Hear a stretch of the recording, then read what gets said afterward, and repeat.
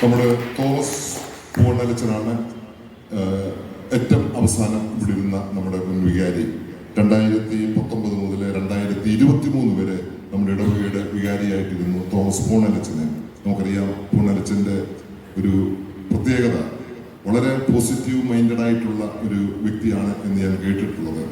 ഈ പള്ളിയെക്കുറിച്ച് തോമസ് പൂവണ്ണലച്ചൻ എന്നോട് പറഞ്ഞത് one of the best parishes in the major archdiocese of Trivandrum എന്നാണ്. പട്ടത്തെക്കാളും നിങ്ങൾ തന്നെ ചിരിക്കുന്നു കേട്ടോ. അപ്പം ഒരു മനുഷ്യനെ കുറിച്ച് മോശമായിട്ട് അഭിപ്രായം പറയത്തില്ല, എല്ലാവരെ കുറിച്ചും നല്ല അഭിപ്രായങ്ങൾ മാത്രമേ പറയത്തുള്ളൂ. ഞാൻ കേട്ടിട്ടുണ്ട് ഞായറാഴ്ച കോവിഡ് കാലത്തും ആള് പള്ളിയിലില്ലെങ്കിലും ഇത്രയും പേര് വന്നതിൽ I am very happy to see this much people in the 10 പേരെ കാണത്തുള്ളൂ. എന്നാലും വന്നവർക്കെല്ലാം താങ്ക്സ് പറയുന്ന ഒരു നല്ല മനോഭാവം അദ്ദേഹത്തിനുണ്ടായിരുന്നു. വളരെ ചിട്ടയോടുകൂടിയുള്ള ജീവിതം. അദ്ദേഹത്തിന്റെ കാലഘട്ടത്തിലാണ് ഞാൻ മനസ്സിലാക്കുന്നത് ഈ പള്ളിയുടെ റീപെയിന്റിങ്, അതോടൊപ്പം തന്നെ നമ്മുടെ സെമിത്തേരിയുടെ പണികളൊക്കെ നടത്തിയത്. ബഹുമാനപ്പെട്ട അച്ഛൻ്റെ ശുശ്രൂഷകളെ മാനിക്കുന്നു. ശ്രീമാൻ മണി ഈ അവസരത്തിൽ പൂവണ്ണലച്ചനെ ആദരിക്കുകയാണ്.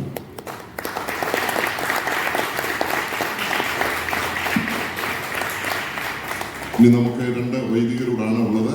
ഒന്ന് നമ്മുടെ തോമസ് തെക്കടത്തച്ഛനാണ്. അദ്ദേഹം ചുരുങ്ങിയ കാലഘട്ടങ്ങളിൽ ഇവിടെ ഇരുന്നു. അദ്ദേഹത്തിന്റെ ശുശ്രൂഷ കാലഘട്ടം നമുക്ക് വിസ്മരിക്കാൻ സാധിക്കുകയില്ല.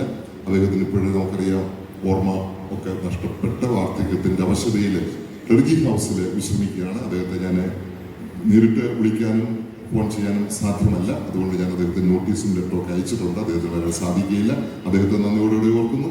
അതോടൊപ്പം തന്നെ നമ്മുടെ ബഹുമാനപ്പെട്ട തുണ്ടിയത്തച്ഛനെയും ഈ അവസരത്തിൽ നന്ദിയോടുകൂടി ഓർക്കുന്നു.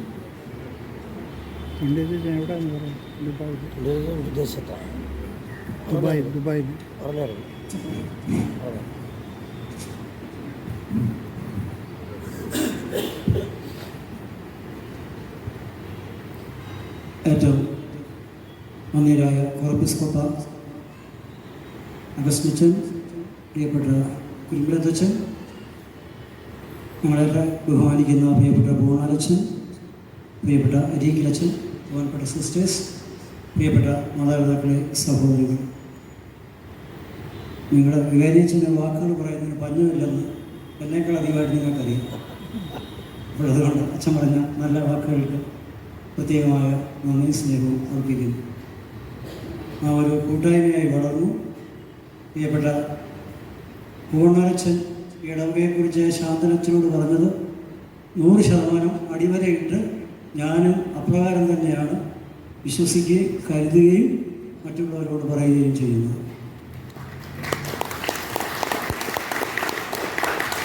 അത്രമാത്രം അഭിമാനം ഈ ഇടവകയെ സംബന്ധിച്ച് ഇവിടെ ഞങ്ങൾക്ക് എല്ലാവർക്കും ഉണ്ട്, പ്രത്യേകിച്ച് വ്യക്തിപരമായിട്ട് എനിക്കുണ്ട്.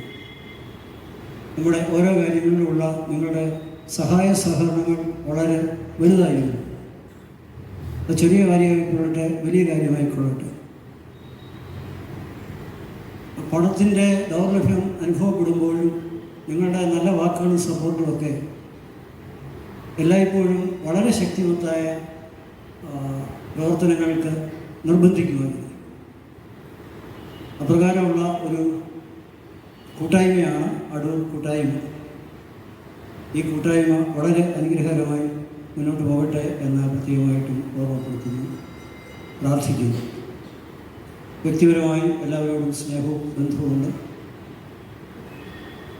എന്നെ സംബന്ധിച്ചിടത്തോളം ഈ അടൂർ പള്ളിയിൽ പണത്തിന് ഒരിക്കലും ദൗർലഭ്യം ഉണ്ടായിട്ടില്ല, ഉണ്ടാകത്തുമില്ല. അങ്ങനെ എനിക്ക് അനുഭവപ്പെട്ടിട്ടുള്ളത് അണ്ണാറക്കണ്ണനും തന്നാലായത് എന്നുള്ളൊരു ചിന്ത എല്ലാവരുടെയും മനസ്സിലുണ്ട്. അപ്പോഴതുകൊണ്ട് തീർച്ചയായിട്ടും അതൊരു വലിയ അനുഗ്രഹത്തിൻ്റെ കേന്ദ്രമാണ്.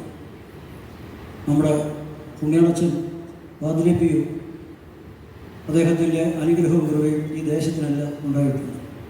ഈ കൊറോണ സമയത്ത് ഇവിടുത്തെ ഒരു അകത്തോലിക്ക സഹോദരൻ എന്നെ കണ്ടപ്പോൾ പറഞ്ഞ ഒരു വാക്ക് ഞാൻ ഓർമ്മപ്പെടുത്തുകയും, തിരുഹൃത പള്ളിയുടെ നട എന്നടച്ചു അന്നു മുതൽ അടൂർ ടൗണിൽ കലഹങ്ങളും വഴക്കുകളും ആരംഭിച്ചു. അദ്ദേഹം പറഞ്ഞൊരു വാക്കാണ്. തിരുഹൃദയ പള്ളി അതിൻ്റെ നട എന്നടച്ചു. അന്നു മുതൽ ഈ അടൂർ ടൗണിൽ കലഹങ്ങളും വഴക്കുകളും കത്തിക്കുത്തും വരെ നടന്നു എന്ന് അദ്ദേഹം എന്നോട് പറയുകയായിരുന്നു. അപ്പോൾ തീർച്ചയായിട്ടും നമ്മുടെ ഇടവകയിൽ നിന്നും നമ്മുടെ ഈ ദേവാലയത്തിൽ നിന്നും ഈ മദ്ബഹായിൽ നിന്നും ലഭിക്കുന്ന ആശീർവാദം മുഴുവൻ ഈ പ്രദേശത്തുള്ള എല്ലാ ആളുകൾക്കും വേണ്ടിയാണ്. ദിനവൃത്താന്ത പുസ്തകം 2:16-7 പറയും, ഇവിടെ നിന്ന് ഉയരുന്ന പ്രാർത്ഥനകൾക്ക് നേരെ എൻ്റെ കണ്ണും കാതും ജാഗരൂകമായിരിക്കും. യഹോവയായ ദൈവം അരുളി ചെയ്തതാണ് ഞാൻ ഈ ശലോമോനിലൂടെ. ഇവിടെ നിന്ന് ഉയരുന്ന പ്രാർത്ഥനകൾക്ക് നേരെ എൻ്റെ കണ്ണും കാതും ജാഗരൂകമായിരിക്കും. അപ്പോൾ നാം പ്രാർത്ഥിക്കുമ്പോൾ ഈ പ്രദേശം മുഴുവൻ അനുഗ്രഹിക്കപ്പെടുകയും ഈ ഗ്രാമം മുഴുവനും ഈ പട്ടണം മുഴുവനും അനുഗ്രഹിക്കപ്പെടുകയാണ്. ഏതാണ്ട് അടൂർ മുനിസിപ്പാലിറ്റി, അതുപോലെ തന്നെ ഏഴംകുളം പഞ്ചായത്ത്, പന്തളം തെക്കേക്കര പഞ്ചായത്ത്, പള്ളിക്കൽ പഞ്ചായത്ത്, ഏറത്ത് പഞ്ചായത്ത്, ഇങ്ങനെ ഇത്രയും സ്ഥലങ്ങളിൽ വ്യാപിച്ചു കിടക്കുന്ന ഇടവകയാണ് നമ്മുടേത്. അപ്പോൾ അതുകൊണ്ട് അതിൻ്റേതായ അനുഗ്രഹം എല്ലാ പ്രിയപ്പെട്ടവർക്കും ലഭിക്കുന്നുണ്ട് എന്നുള്ളതിന് യാതൊരു സംശയവുമില്ല. ഞങ്ങളെയൊക്കെ ഇവിടെ വിളിച്ചു വരുത്തി ആദരിച്ചതിന് പ്രത്യേകമായ നന്ദിയും സ്നേഹവും ഈ ബഹുമാനപ്പെട്ട വൈദികരുടെ നാമത്തിൽ പ്രത്യേകമായിട്ട് നിങ്ങളെ അറിയിക്കുന്നു. നമുക്ക് തുടർന്ന് പ്രാർത്ഥിക്കാം. ഞങ്ങൾക്കെല്ലാം വേണ്ടി നിങ്ങൾ പ്രാർത്ഥിക്കുന്നു എന്നറിയുന്നതിൽ ഏറെ സന്തോഷമുണ്ട്. ദൈവം നമ്മെ എല്ലാവരെയും അനുഗ്രഹിക്കുമാറാകട്ടെ.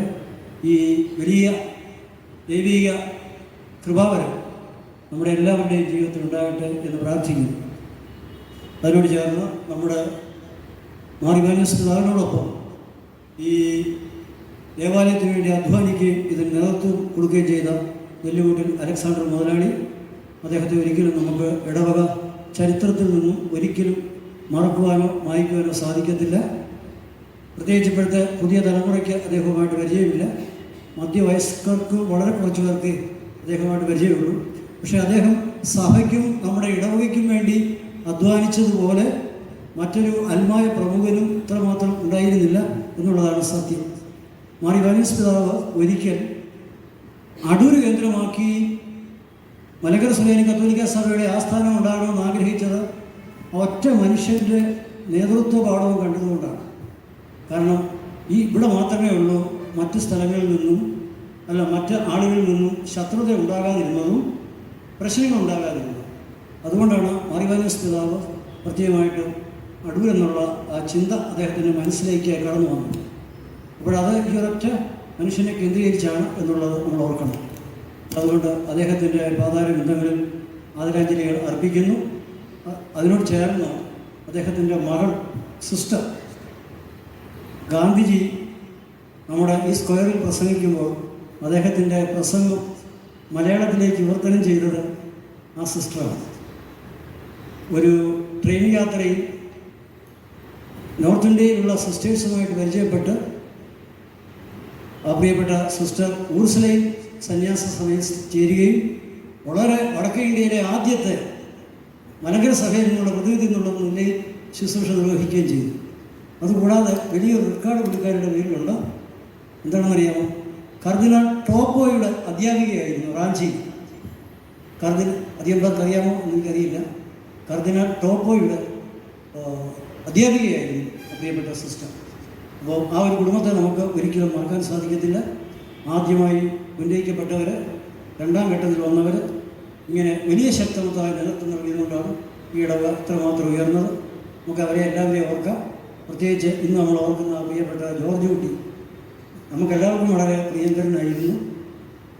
ജോർജ് കുട്ടിയുടെ നല്ല സേവനങ്ങളെ കൃത്യമായിട്ട് ഓർക്കുന്നു. ജോർജ് കുട്ടിക്ക് വേണ്ടി നമുക്കൊരു നിമിഷം ഒന്ന് പ്രാർത്ഥിക്കാം. അനുഗ്രഹങ്ങൾ നിറഞ്ഞിരിക്കുന്നവനെ